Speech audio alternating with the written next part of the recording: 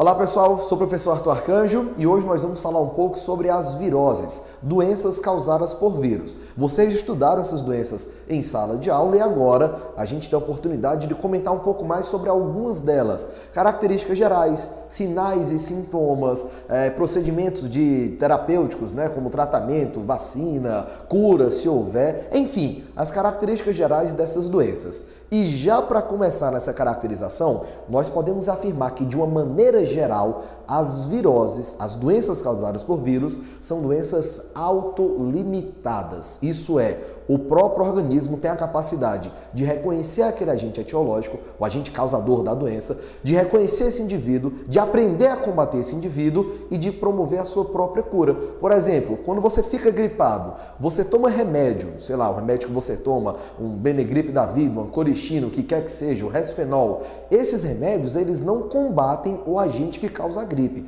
Eles não combatem o vírus da gripe, eles combatem os sintomas. Você faz um tratamento sintomatológico, mas não é um tratamento para combater aquele agente, porque é uma doença autolimitada. Você, depois de 10, 15, 20 dias, vai conseguir se livrar daquele vírus. A maioria das doenças virais funciona dessa maneira. As viroses intestinais, as viroses respiratórias, em sua grande maioria, funcionam assim. É óbvio que existem exceções, e o primeiro caso dessas exceções que nós vamos trabalhar hoje é o caso da AIDS, é o caso da síndrome da imunodeficiência adquirida. Se você quiser utilizar a sigla em português, essa sigla é dada como SIDA, Síndrome da Imunodeficiência Adquirida. Quando a gente fala da AIDS, é uma doença que já assustou muito mais a população devido aos traumas, devido às pessoas famosas que morreram em decorrência dessa doença, mas que ainda deve assustar bastante porque é uma doença que não tem cura. O vírus que causa essa doença é o vírus da imunodeficiência adquirida, é o HIV, e esse vírus ele ataca células do nosso sistema imunológico, do nosso sistema de defesa, especialmente as células chamadas de linfócitos T4 ou linfócitos TCD4. O vírus da AIDS, o HIV, quando ele invade essa célula, ele pode ficar paradinho nela, ele pode ficar lá sem causar nenhum tipo de problema, nenhum tipo de destruição, mas dependendo das condições, esse vírus pode entrar em um ciclo em que ele destrói esses linfócitos T4. E é aí que está o grande risco. A função dessas células de defesa, obviamente, é proteger o organismo, é defender o organismo de agentes externos. A partir do momento em que as minhas células de defesa são destruídas por esse agente externo, eu fico sem a proteção necessária e eu corro riscos sérios de infecções bestas acabarem me levando à morte. É o que nós chamamos de infecções oportunistas. Um jovem de 20 anos, de 22 anos, ele dificilmente vai morrer por uma gripe, ele dificilmente vai morrer por uma pneumonia, por uma tuberculose, mas se esse jovem ele tiver a síndrome da imunodeficiência adquirida, se ele estiver imunodeprimido, portanto, ele pode vir a morrer em decorrência dessas doenças, em decorrência dessas infecções. Agora, muito cuidado quando a gente fala de AIDS, para não dizer que todo indivíduo que tem HIV é um indivíduo aidético. Veja, AIDS é síndrome da imunodeficiência. Então esse indivíduo ele deve apresentar uma síndrome, um conjunto específico de sinais e sintomas. E aí você deve estar se perguntando agora, mas qual é a diferença de sinal para sintoma? Não é a mesma coisa? Não é o mesmo procedimento? Não é o mesmo processo? Não. Sintoma é algo que o paciente sente, é uma dor de cabeça, é uma dor de estômago, é uma dor em alguma região do corpo, é algo que aquele paciente vai sentir. Quando a gente fala em sinal, é algo observável naquele paciente. Por exemplo, um grande sinal, no caso da AIDS, é o emagrecimento daquele indivíduo, é a perda muscular daquele indivíduo. Outros sinais importantes e manifestações clínicas importantes são, por exemplo, são as infecções causadas por fungos. É muito comum desse paciente ele desenvolver candidíase repetitivamente, já que o sistema imunológico cai e isso permite o desenvolvimento de vários fungos. Normalmente, de maneira técnica, a gente afirma que o indivíduo é aidético quando a contagem de linfócitos T4 nele é uma contagem abaixo dos 200. Por exemplo, aqui nesse nosso gráfico, tá? Vamos supor que a infecção do indivíduo aconteceu nesse ponto aqui. A infecção aconteceu aqui, o vírus ele passou a infectar esse indivíduo nesse ponto, mas os linfócitos T4, ainda durante um determinado período, eles foram mantidos em um nível elevado. Depois, por algum motivo, houve o início da destruição desses linfócitos e esse paciente, nesse ponto bem aqui, ele passou a ter uma quantidade menor do que 200 linfócitos T4 por milímetro cúbico de sangue. Quando isso daqui acontece, esse paciente começa a manifestar as infecções oportunistas e ele começa a manifestar também os sintomas gerais de emagrecimento, as manifestações clínicas que a gente conhece nessa doença. É aqui que a gente pode falar em AIDS. Arthur, então, eu posso ser um soro positivo, mas não ser aidético? Pode. Inclusive, já que essa doença não tem cura, é nisso que o tratamento hoje ele foca. O tratamento da AIDS, ele foca em reduzir a carga viral. Ao reduzir a carga viral, eu acabo reduzindo o número de células de defesa que são impactadas e dessa maneira eu não manifesto sintomas. Se antes essa doença ela matava a maior parte dos pacientes, ela matava a maior parte dos acometidos, hoje o índice de letalidade é significativamente menor, apesar dessa doença ainda matar. É uma doença perigosa, é uma doença que não tem cura, é necessário que haja uma forte campanha de prevenção, de uso de preservativo, de conscientização, mas felizmente o tratamento está avançando e hoje já é possível ter uma vida relativamente normal, se é que a gente pode utilizar essa expressão, para aquele paciente que é soro positivo. Esse paciente ele pode ter uma vida de atividade física, de convívio social, assim como qualquer outra pessoa, desde que ele faça aquele tratamento específico, desde que ele tenha ali as condições de tratamento específico necessárias. Isso em relação à AIDS. Outra doença que a gente precisa comentar na aula de hoje, uma doença muito mais comum e muito mais simples, felizmente, é o caso da gripe. A gripe é causada pelo vírus chamado de influenza. Você pode encontrar questões falando influenza vírus ou simplesmente influenza é a mesma coisa. Ele é um vírus de RNA, assim como é o caso do HIV, e é um vírus que ele apresenta na sua estrutura dois componentes muito importantes, as hemaglutininas e as neuraminidases. Esses componentes são componentes de reconhecimento celular. Você deve lembrar que o vírus não é capaz de afetar, de infectar qualquer tipo de célula. Ele tem uma certa especificidade. No caso do vírus da gripe, são essas moléculas que promovem a especificidade. Por exemplo, você pode falar em um vírus H1N1. É porque ele tem um tipo de hemaglutinina 1 e o tipo de neuraminidase 1. Ele pode ter aqui o H2N4, enfim, você pode ter uma variedade enorme de tipos de vírus da gripe diferente. E é por isso que a gente tem várias gripes ao longo da vida. Se você tem hoje 20 anos e você ficou gripado uma vez por ano, você foi infectado 20 vezes por vírus de gripe que são diferentes. Porque quando você é infectado a primeira vez, quando você é infectado por aquele vírus, na verdade, você reconhece o vírus, você aprende a combater aquele vírus e você desenvolve células de memória. Então é uma imunização permanente, duradoura. Se aquele mesmo vírus entrar em contato com você mais uma vez, ele não vai te causar infecção, ele não vai te causar nenhum tipo de problema, porque você já sabe como combatê-lo. Então, toda gripe que você teve na sua vida foi causada por um vírus diferente. E de uma maneira geral, os sintomas da gripe são aqueles sintomas gerais de quando a gente fala em uma virose. Dor de cabeça, febre, mal-estar, cansaço, já que afeta as vias aéreas, especialmente superiores. Esses são os sintomas gerais de uma gripe típica. No caso da gripe, a gente ainda pode encontrar dor muscular também no paciente. E de uma maneira geral, é uma doença autolimitada. Quando é que a gente tem um grande receio de gripe? Quando essa gripe acomete crianças muito jovens, bebês, e especialmente quando ela acomete idosos. Os idosos, devido à idade avançada, eles têm uma perda muscular, então é possível que nesse idoso seja difícil expelir aquele vírus, expelir aquelas secreções, e ao haver o acúmulo daquelas secreções, é possível que haja uma piora no quadro, um avanço negativo no quadro, e esse idoso ele venha a falecer em decorrência de uma gripe. Então, sempre traz um pouco mais de cuidado caso esse idoso ele venha a desenvolver essa doença. Mas ainda assim é uma doença autolimitada. Podemos utilizar alguns remédios específicos em alguns casos até para combater o vírus, mas de uma maneira geral fazemos um tratamento sintomático. Você toma remédio para dor de cabeça, toma remédio para febre, mas não toma remédio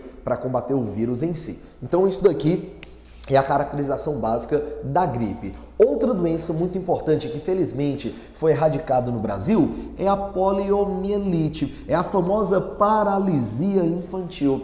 Essa doença é causada por um vírus de transmissão fecal-oral, então esse vírus ele se desenvolve no intestino das pessoas e ao ser lançado no ambiente pode contaminar água, pode contaminar alimentos e dessa maneira contaminar outras pessoas, e esse vírus ele ataca o sistema nervoso do indivíduo, acabando por destruir, por afetar os nervos motores daquele indivíduo. Então, se o nervo sensitivo ele permanece lá, a pessoa tem sensibilidade, normalmente afeta os membros inferiores, mas ela tem sensibilidade naqueles membros inferiores, muito embora ela não tenha mobilidade. Se o nervo motor naquele membro inferior ele foi destruído por esse vírus, por mais que a pessoa queira, por mais que ela tenha vontade de contrair aquela musculatura, aquele impulso, a informação não chega e dessa maneira ela não vem a promover a movimentação em si. É uma doença erradicada no Brasil. Antigamente, se você descobrisse essa doença bem no começo, era possível fazer um tratamento até de fisioterapia. Em muitos casos, era até possível você recuperar praticamente o movimento total daquela estrutura. Caso não recuperasse, a consequência é a imobilização daquela estrutura, aquele membro inferior ele não vai poder ser utilizado e, como consequência, haverá uma atrofia muscular. Hoje, felizmente, existe um processo de vacina. É a famosa vacina SEIME, aquele Zé Gotinha da campanha do governo federal, do Ministério da Saúde, é a vacina para poliomielite. E aí, detalhe, quando a gente fala em vacina, a gente pode ter o vírus morto, destruído, ou a gente pode ter esse vírus enfraquecido. Naquela gotinha, aquele vírus é apenas enfraquecido. Então, crianças que são HIV positivo, como há o risco dessas crianças apresentarem imunossupressão, elas não podem tomar o Zé Gotinha. Elas vão tomar um outro tipo de vacina, que é a vacina Salk, e nessa vacina, que é intramuscular, o vírus ele é totalmente destruído. Então, se você desse o Zé Gotinha para uma criança soro positivo, para o HIV, por mais que aquele vírus fosse fraco, ele poderia ser forte o suficiente para causar doença naquela criança soropositiva. E, obviamente, o nosso objetivo não é causar doença, e sim prevenir aquela criança de desenvolver a doença. Bom, outra doença que a gente pode comentar é o caso da hepatite. Hepatite, hepatos, vem do grego fígado e o sufixo it significa inflamação. É a inflamação do fígado. É uma doença que apresenta diversas causas, inúmeras, pessoal. Por exemplo, é possível uma hepatite medicamentosa. A pessoa toma, devido a algumas doenças, ela toma vários remédios ao mesmo tempo, isso sobrecarrega o fígado e causa inflamação. É possível ocorrer uma hepatite autoimune, em que o próprio organismo reage contra o fígado, como se o fígado não fosse da própria pessoa, tentando eliminar, tentando destruir, isso causa inflamação. É possível haver hepatite alcoólica, devido ao abuso do álcool, e é possível haver também hepatite causada por agentes externos, por vírus, como é o caso de várias hepatites, hepatite A, B, C, hepatite E, são várias. A mais comentada em sala de aula, a mais comentada na sociedade, uma das mais perigosas, é o caso da hepatite B. Até porque essa hepatite B, ela é transmitida também, assim como o HIV, via sexual. Hoje, felizmente, já existe uma vacina. Então a pessoa, na própria rede de saúde, na rede pública, ela pode ir no posto de saúde e ela toma a vacina. Lembrando que é uma vacina de 3 doses. Você toma a primeira dose hoje, depois da primeira dose, passa 3 meses, toma a segunda dose e depois de 1 ano da primeira dose, você toma a terceira dose. Tomando as 3 doses, então, teoricamente, aquele paciente ele fica imunizado, fica protegido dessa hepatite B. Arthur, então, já que eu estou protegido da hepatite B, não preciso utilizar preservativo na relação. É óbvio que precisa, porque não tem vacina, por exemplo, para o HIV, não tem vacina para a gonorreia. Então, existem várias outras doenças sexualmente transmissíveis, infecções sexualmente transmissíveis, que você ainda corre o risco de pegar, de desenvolver, caso você não use o preservativo, por mais que você esteja já vacinado para a hepatite B. E uma última doença que nós comentamos, também relacionado às estruturas sexuais, é o caso das verrugas ou papilomas genitais. Na verdade, verruga de uma maneira geral, esse papiloma de uma maneira geral, é causado por um vírus que é o HPV. É o vírus do papiloma humano e existem vários. HPV 18, HPV 23, HPV 51, existem vários tipos desse HPV. Alguns desses vírus causam verrugas na pele de mão, de braço, de joelho, na pele exposta do indivíduo, e alguns desses vírus, eles provocam verrugas na região genital. Mas o maior problema, pessoal, não é a verruga na região genital feminina, não é a verruga na região genital masculina, seja no corpo peniano, seja na glande, não. O maior problema é que esse HPV é o principal fator relacionado ao câncer de colo uterino. Um câncer sério, pessoal, um câncer muito sério e que hoje, felizmente, já está sendo muito combatido. Existe uma vacina hoje para o HPV, essa vacina está disponível na rede pública já para jovens, tanto do sexo feminino como para o sexo masculino, e o grande objetivo é prevenir esses indivíduos antes mesmo que eles iniciem a vida sexual. Porque se esse indivíduo já iniciou a vida sexual, se esse indivíduo ele já entrou em contato com o HPV, é possível que essa vacina ela não funcione mais para ele. Então, o ideal é imunizar antes mesmo de entrar, entrar na vida sexual ativa. Agora, o início da vacina, da campanha de vacinação foi para as mulheres, né, as jovens, as meninas, e depois foi para os meninos, para os homens jovens. Por quê? Porque é óbvio que oferece mais risco para a mulher, já que é ela que tem um câncer de colo de útero. Mas por que o homem também tem que ser vacinado?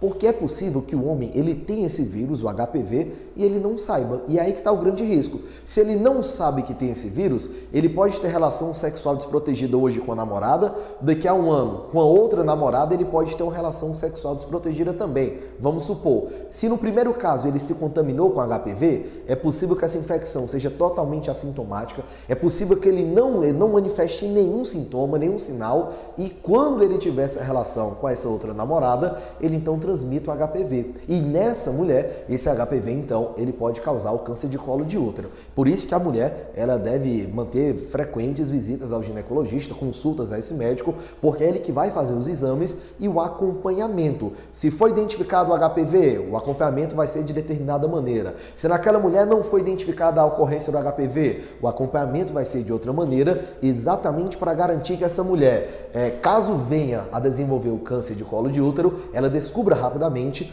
tenha um tratamento eficaz, rápido e não venha a ter grandes sequelas ou problemas, nem mesmo venha a morrer, especialmente em decorrência dessa doença. Isso é o que a gente precisava falar basicamente, pessoal, das doenças causadas por vírus. Vale a pena lembrar, de uma maneira geral, são doenças autolimitadas. São doenças em que o próprio indivíduo pode combater aquele agente e pode então eliminar, diferentemente das doenças causadas por bactérias, que em boa parte dos casos nós precisamos de medicamentos específicos, precisamos dos antibióticos para promover o combate em si. Ok? A gente se encontra, pessoal. Tchau, tchau.